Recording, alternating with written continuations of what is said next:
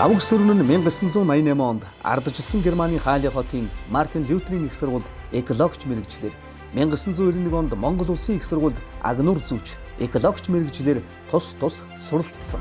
Түүнээс хойш байгаль орчны салбарт тасралтгүй 35 жил ажиллаж байна. 22 жил эцэг эхийг даган гадаадад боловсрол эзэмшсэний дараа 1988-аас 2000 оны хооронд Их нуруудын хотгорд цагаан зээл нутагшуулах, тусгай хамгаалалттай газар байгуулах, биологийн судалгаа хийх, хан хэмтийн дархан цаасат газар, 2-3 сайхны байгалийн цогцлборт газруудыг хамгаалахад иргэдийн оролцоог нэмэгдүүлэх, бодлого үйл ажиллагааны төлөвлөгөө боловсруулах, Их нуруудын хотгорд хөгтөн шувуу судалгааны судалгааг Германы эрдэмтдтэй хамтран хийх зэрэг ажлыг хийж гүйцэтгэсэн байна. 2000 онд гэр бүлэрээ Америкийн нэгдсэн улсад шилжин суурьшиж 18 мужид байгалийн нөхөн сэргэлтийн ажлыг хийж гүйцэтгэсэн. Амьдралынхаа 20 жилийг хүүхдүүдийнхэн боловсролд зарцуулсны хүчинд Принстоны их сургууль, Лондонгийн их сургууль, Пенсильванийн их сургууль, Йелийн их сургууль зэрэг дэлхийн шилдэг сургуулиудад хүүхдүүдээ 2.7 тэрбум төгрөгтөө тэнцэх хэмжээний тэтгэлэгтэй сургаж чадсан. 2012 онд 50 наснда Монголд иргэн ирж Доронт аймгийн Баян Түмэн суманд зүүн хойд Азийн байгаль орчин хөдөө аж ахуйн судалгааны төвийг үүсгэн байгуулсан. Энэхүү төв нь Монгол улсын зүүн бүс болон Доронт аймаг дахь хээрийн суурин судалгааны анхны төв гэдгээр онцлогтой. Төвийнхөө үйл ажиллагааг өргөжүүлж, гадаад харилцаагаа өргөжүүлэн Япон, Хятад, Герман, Австри, Америкийн нэгдсэн улс, Унгар зэрэг орны эрдэмтдтэй хамтран хөрсний чийг түүнийг хадгалах судалгаа, зүүн хойд Азийн бүс нутагт ховор ургамлууд, тэдгэрийг таримжуулах зэрэг тал нутгийг хамгаалах олон судалгаануудыг тус хөдөө нутгаас амжилттай хийсэн.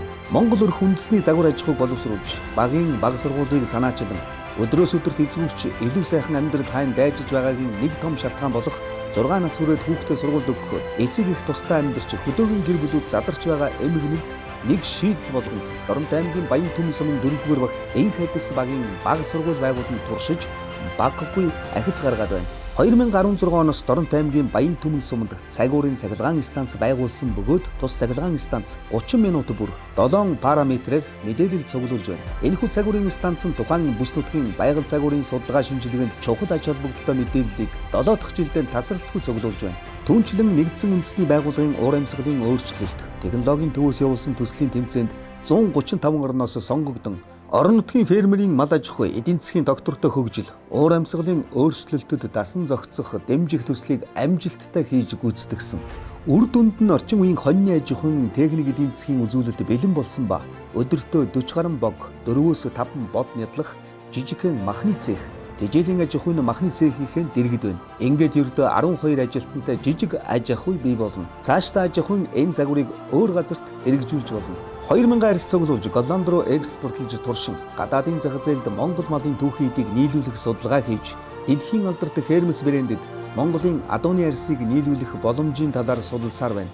Судалгаа шинжилгээнээс гадна туршилтаар өвөл зууны хөлөмжид төрөл бүрийн нарийн ногоог тариалж, хөдөөдөч нарийн ногоог тариалж өрхийн хэрэгцээг 100% хангаж болох загвар жишг бий болгоод байгаа юм.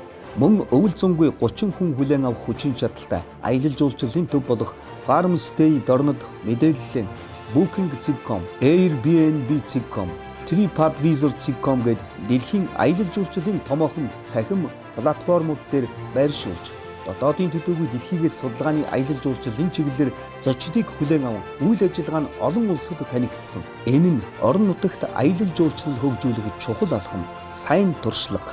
Олон улсын болон орон нутгийн байгууллагуудын орон тооны бус зөвлөхөр ажиллаж, лекц сургалтаар дамжуулан өөрийн мэдлэг чадварыг олон түмэнд түгээн дэлгэрүүлсээр байна. Тэрээр 21-р зууны Монголын хөдөө бол хүн дайжиж зүгтдэг биш. Монгол хүн жаргалтай амьдарч мөрөөдлөн биелүүлдэг газар байх ёстой. Тиймээс хөдөө орон нутаг бол зөвхөн малын тухай эсвэл бэлчээр уул усны тухай яриач биш. Орон нутаг бол мал аж ахуй эрхлэн амьдарч байгаа 300 мянган хүн 21-р зуунд яаж тэсэж үлдэх, амьдралаа яаж зохион байгуулах тухай асуудал. Өөрөөр хэлбэл яаж нэг талаас нүүдлийн соёл иргэншлийн уламжлалан хадгалж нөгөө талаас хэрхэн шинэ ирэнд хангалуун амьдрах вэ гэдэг тухай юм.